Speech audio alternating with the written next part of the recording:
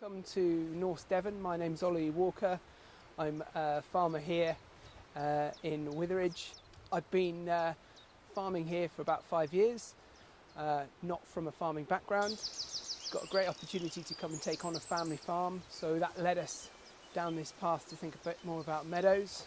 Essentially approached Natural England and asked them if we could form a meaningful HLS agreement, maybe have a 10-year option on it.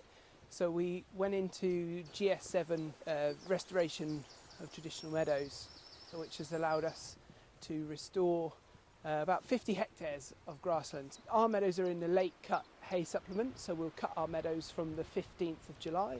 That process just puts the seed back into the ground, just thrashing it about. So we started in 2017.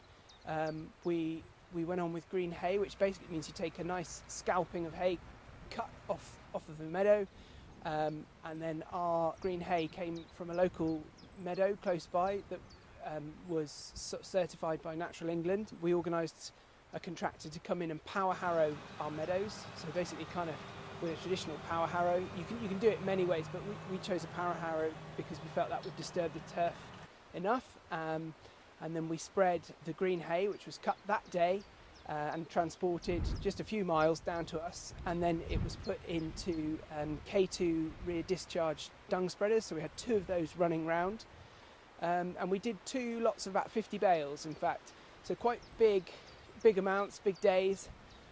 Spread that evenly over the meadows. We did it over 2 years. The first block we introduced, actually we did it mechanically, we rolled it with a flat roller.